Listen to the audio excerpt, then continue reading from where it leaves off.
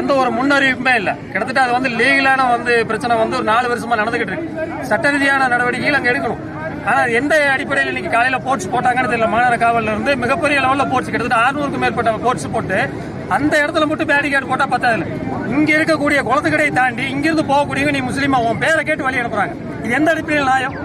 அப்ப இதைத்தான் வன்மையா கண்டிக்கிறோம். அங்க போட்டிருக்க போர்ட்ஸ் நீங்க ரிமூவ் பண்ணுங்கன்னு சொல்லி இங்க மறியல் பண்றோம். இங்க மட்டும் இல்ல, இன்னைக்கு எல்லா பக்கமுமே நடக்குது. காவல்துறை பேசுறாங்க, பேசும்போது உங்களுடைய மாநகர காவல்ல பேசுங்க, எஸ்பி ரேட்டு பேசுங்க அப்படின்னு சொன்னா அங்க பேச முடியாதா? வலுக்கட்டாயமா அடிச்சிருக்காங்க.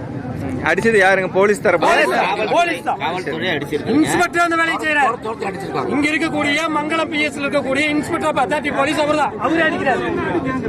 வேணும்னா என்ன அடிங்கிறாரு. இது என்ன வயத்துல கோர்ட் ஆர்டர் வர இருக்குது. அதுக்குள்ள நாங்க அப்ப சொல்றோம். இன்னும் சொல்ல கோர்ட் ஆர்டர் வராமையே அவங்க சீல் வச்சிட்டாங்களா? கோர்ட்டாடு வரல, கோர்ட்டாடே வரல. யாரோ 2 பேர் வழக்கு கொடுத்தா எப்படி வேணாலும் நடவடிக்கை எடுக்கலாமா? சிறுபான்மை சமுதாயம் என்ன கிள்ளிக்கிறையா? எங்களுடைய கேள்வி அதான். ஜனநாயக ரீதியான போராட்டம் இது. இது ஒரு போராட்ட வடிவம் தானே. மறியல்ங்கிறது போராட்ட வடிவம் தானே. அப்ப ஏன் இதை செய்யறதுக்கு எங்களுக்கு அனுமதி இல்ல? அப்படி ரோட்டுக்கு வந்தா அடிப்பீங்களா நீங்க? இப்ப அவனுக்கு ஏதோ ஒண்ணு ஆச்சு, யார் அவங்க குடும்பத்துக்கு பதில் சொல்றது? என்ன காரணத்துக்காக அடிச்சாருன்னு மறியல் உட்கார்ந்ததான் காரணம் இருக்கு. உட்கார்ந்ததுதான், மத்தபடி வேற எதுவும் இவர் வார்த்தைகள் யாருமே பேசலீங்க. யாரும் பேசவில்லை, யாரும் அடிக்கவும் கிடையாது. காவல்துறைக்கு மதிப்பு கொடுக்கறோம். காவல்துறைக்கு ஃபுல் கோஆபரேட் நாங்க பண்ணோம். எல்லா விதமான ஒத்துழைப்பு நாங்க சொன்னோம். அங்க முடிங்க சார், நாங்க இங்க இருந்து கலைஞ்சுக்கிறோம், இல்லையா அரெஸ்ட் ஆகிக்கிறோம். இதுக்கு மேல நாங்க என்ன ஆதரவு கொடுக்க முடியும்? முழு ஒத்துழைப்பு நாங்க கொடுக்கறோம். ஆனா அவங்க என்ன செய்யறாங்க? ஒருதலை வச்சமா அங்க எந்த ஐஆர் ஆபீசிட்ட அவங்க பேசல.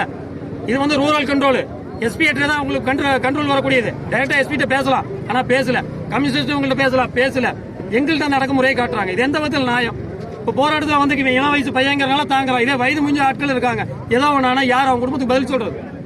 ஜனநாயக ரீதியா போராட்டம் நாங்க முஸ்லீம் சிறுபான்மை மக்கள் பண்ணக்கூடாதா? என்ன எதிர்பார்க்குது இந்த காவல்துறை? ஸ்டாலின் இதை கவனிக்கிறாரா? இல்ல ஸ்டாலினுடைய கண்ட்ரோல்ல தான் இந்த காவல்துறை இருக்குதா? அந்த கேள்வி சிறுபான்மை மக்கள் இடத்துல எழுது.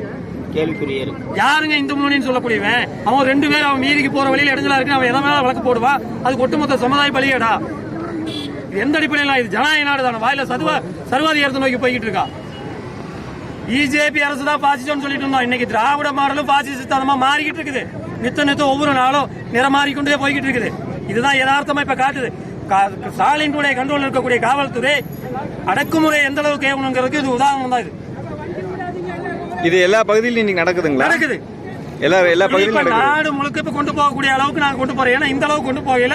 நாங்க இதை விட மாதிரி இல்ல.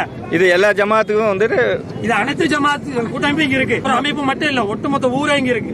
ஓகே, பப்ளிக்கா தான் இது பண்றீங்க. ஆமா, சரி. வேற கட்சி ரீதியா எதுவுமே கிடையாது இல்லையா? பெண்களும் வர்றாங்க, எல்லா சமுதாயத்தையும் சேர்ந்தவங்க தான் வர்றாங்க. மற்றபடி இது தனிப்பட்ட கட்சி எதுவும் கிடையாது இல்லையா? ஓகே, கோரிக்கை மக்களோட கோரிக்கை தான். எங்களுக்கு முன்னறிவிப்பு கொடுங்க, சோகாஸ் நோட்டீஸ் கொடுங்க. அதுக்கு நாங்க எங்களுடைய லாயரை வச்சு நாங்க என்ன செய்யறோம்? அதுக்கு ரிட் பண்ண போடுறோம். அது லீகலா நாங்க போறோம். கண்டெம்ட் ஆஃப் கோர்ட் நாங்க சந்திக்க தயார். அது யாரும் நாங்க மறுப்பு தெரிவிச்சோமா?